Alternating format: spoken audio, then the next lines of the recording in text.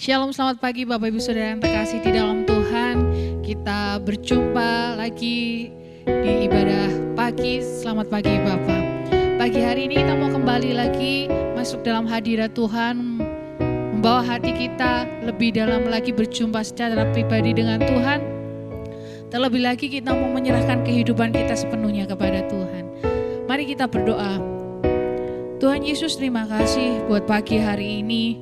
Tuhan memberikan nafas yang baru dalam kehidupan kami, sehingga kami pagi hari ini boleh dalam keadaan baik, dalam keadaan sehat. Semua karena kemurahan Tuhan, semua karena kebaikan Tuhan.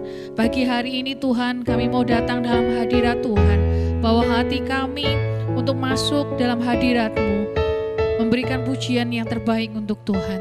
Terima kasih Tuhan, kami mau naikkan pujian kami di hadapan Tuhan, hanya di dalam nama Tuhan Yesus Kristus. Kami sudah berdoa dan mengucap syukur. Haleluya. Amin. Semua karena anugerah-Mu hari ini ada. Bukan karena kuatku, namun karena Roh-Mu. Ku bawa hatiku, penyembahanku, ku semakin berkurang, Yesus makin bertambah. Mengikut Yesus, itulah kesukaan hatiku.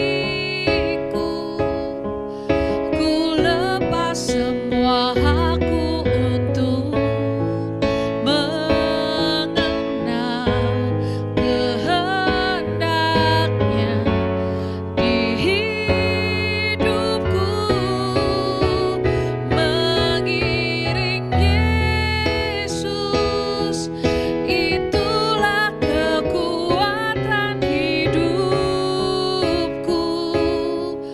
Ku yakin anugerah-Nya mampu jadikanku hamba yang berkenan selalu. Kita mau katakan semua karena anugerah-Mu, semua karena anugerah-Mu hari ini ada. Bukan karena kuatku, namun karena Roh-Mu. Ku bawa hatiku, penyembahanku, ku semakin berkurang,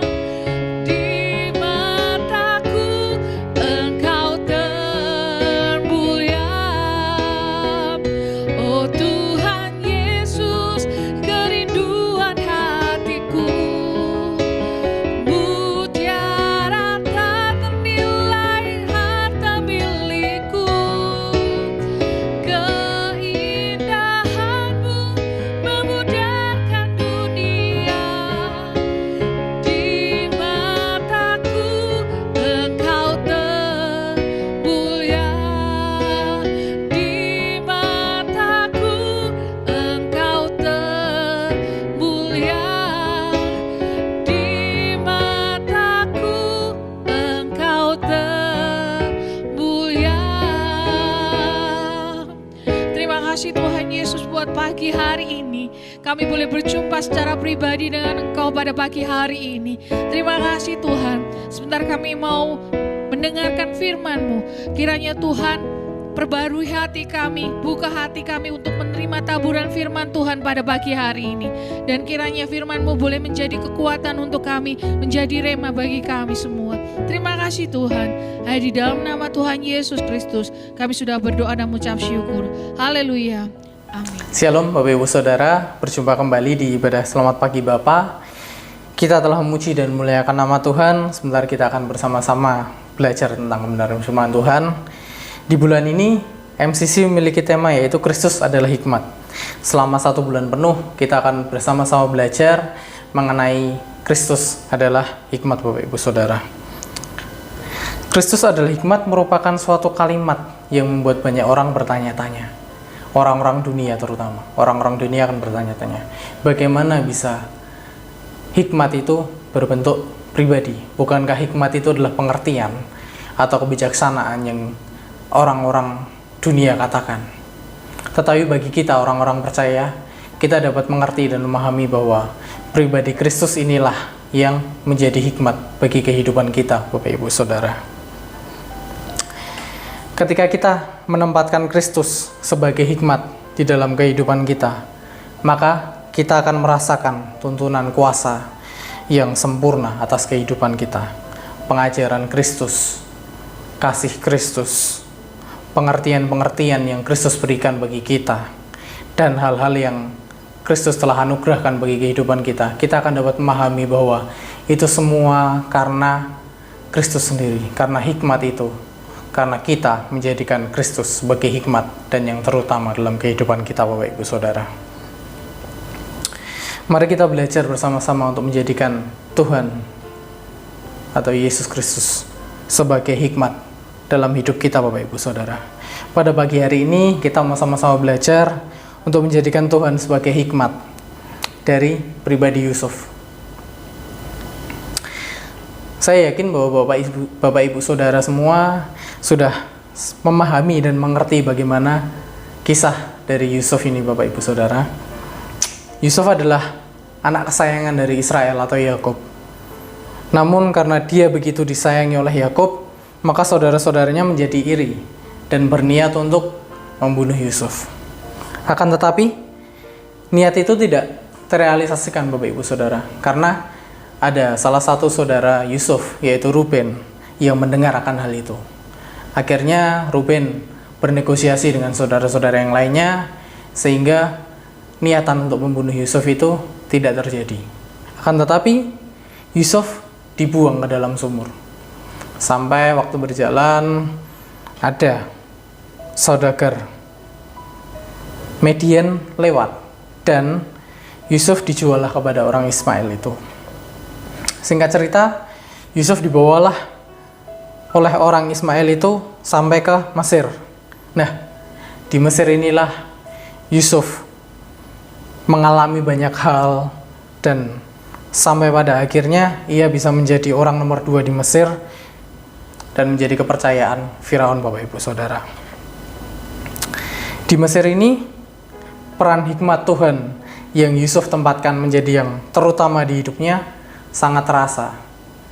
Yang pertama, ketika Yusuf mengartikan mimpi juru minuman. Peran hikmat sangat terasa bagaimana Yusuf mengartikan mimpi juru minuman ini. Lalu, peran kedua ketika mengartikan mimpi dari juru roti. Dan sekali lagi, di sini peran hikmat Kristus atau peran hikmat Tuhan sangat terasa bagi Yusuf. Sampai pada akhirnya Yusuf mengartikan mimpi dari Firaun. Kita mau buka di Kejadian 41 ayat yang ke-16, lalu kita lompat sampai ke Kejadian 41 ayat 25, Bapak Ibu Saudara. Kejadian 41 ayat ke-16, Yusuf menyahut Firaun, "Bukan sekali-sekali aku, melainkan Allah juga yang akan memberitakan kesejahteraan kepada tuanku Firaun." Ayat yang ke-25, lalu kata Yusuf kepada Firaun, "Kedua mimpi tuanku Firaun itu sama. Allah telah memberitahukan kepada tuanku Firaun apa yang hendak dilakukannya. Jadi di sini mimpi-mimpi Firaun sebenarnya sudah Allah sampaikan kepada Firaun sendiri. Akan tetapi Firaun tidak dapat mengartikan apa arti mimpi tersebut. Maka dari itu Firaun memanggil Yusuf. Nah, Yusuf menyadari bahwa bukan dirinya yang akan memberitahukan arti mimpi dari Firaun. Yusuf tidak mengandalkan pengertiannya sendiri, melainkan ia mengandalkan pengertian dari hikmat, yaitu dari pribadi Allah, Tuhan sendiri. Setelah Firaun menceritakan mimpinya itu kepada Yusuf, kembali Yusuf mengatakan bahwa hikmat Allah sendirilah yang telah memberitahukannya kepada Firaun. Kita sudah baca tadi di ayat yang ke-25. Jadi ketika Yusuf mengartikan mimpi-mimpi Firaun, Yusuf benar-benar mengandalkan Allah.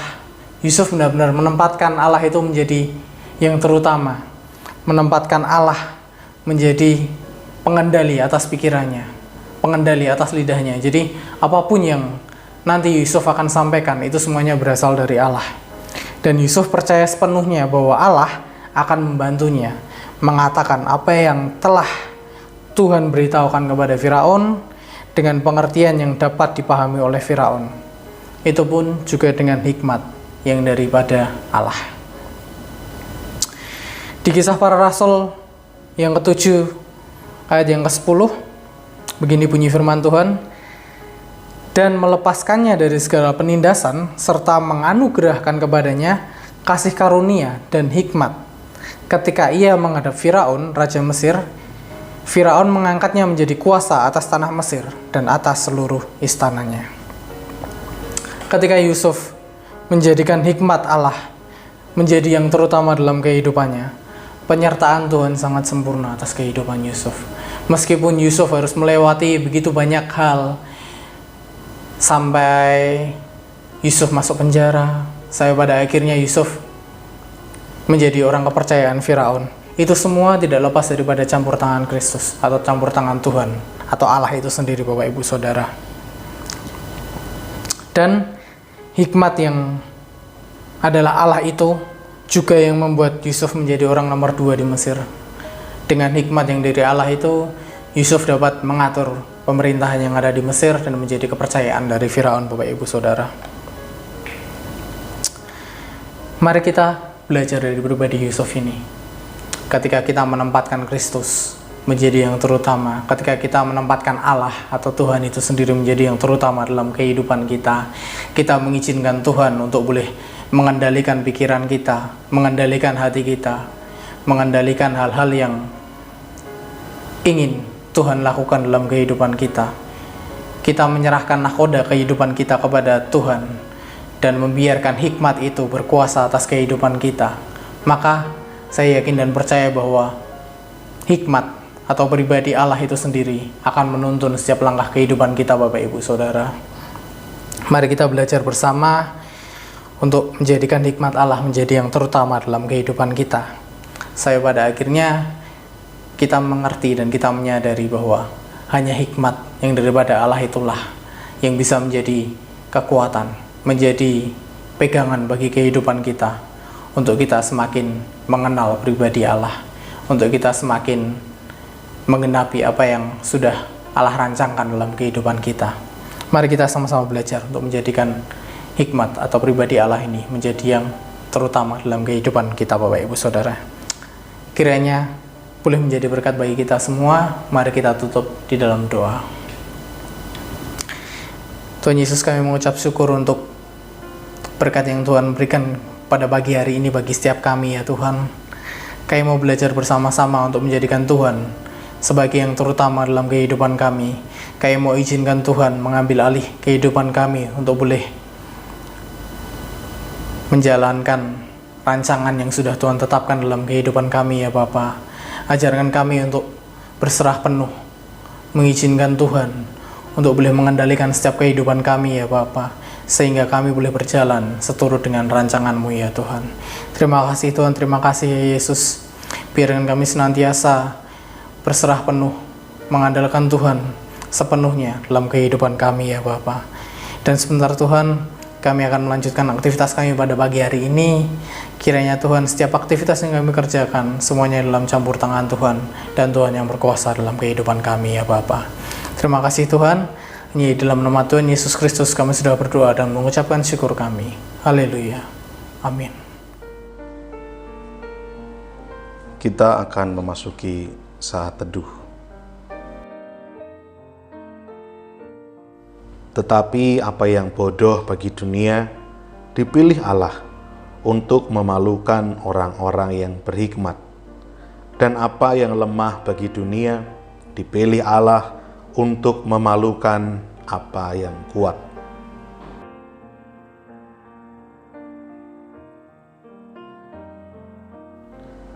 Dan apa yang tidak terpandang dan yang hina bagi dunia, dipilih Allah. Bahkan apa yang tidak berarti, dipilih Allah untuk meniadakan apa yang berarti.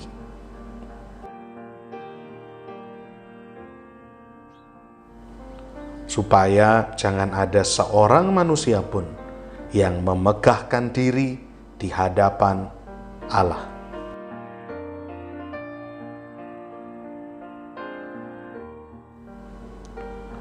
Tetapi oleh Dia, kamu berada dalam Kristus Yesus, yang oleh Allah telah menjadi hikmat bagi kita.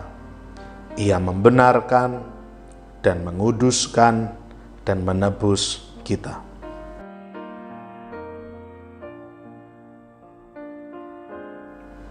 Karena itu seperti ada tertulis, barang siapa yang bermegah, hendaklah ia bermegah di dalam Tuhan.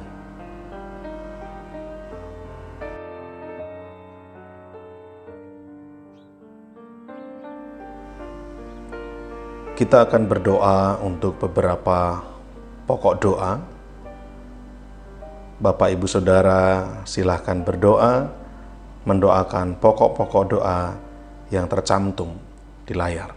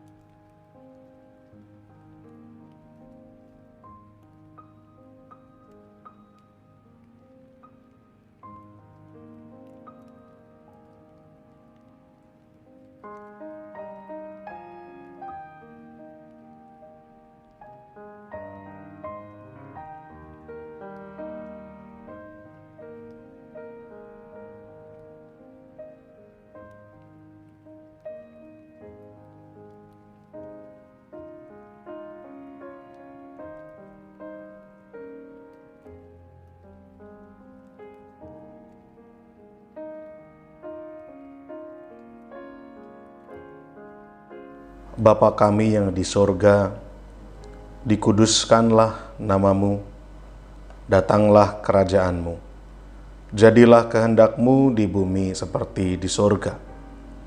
Berikanlah kami pada hari ini makanan kami yang secukupnya, dan ampunilah kami akan kesalahan kami, seperti kami juga mengampuni orang yang bersalah kepada kami. Dan janganlah membawa kami ke dalam pencobaan, tetapi lepaskanlah kami daripada yang jahat. Karena Engkaulah yang empunya kerajaan dan kuasa dan kemuliaan sampai selama-lamanya. Amin. Puji Tuhan Bapak Ibu Saudara yang terkasih di dalam Tuhan. Pagi hari ini kita sudah memuji Tuhan, sudah menyembah Tuhan, dan terlebih kita sudah mendengarkan firman Tuhan. Kiranya setiap firman Tuhan boleh menjadi kekuatan untuk kita, menjadi berkat untuk kita semua. Tiba saatnya kita akan mendengarkan info sepekan MCC. Hari Senin ada latihan tambori setiap jam 5 sore. Hari Kamis ada latihan pujian setiap setengah 7 malam.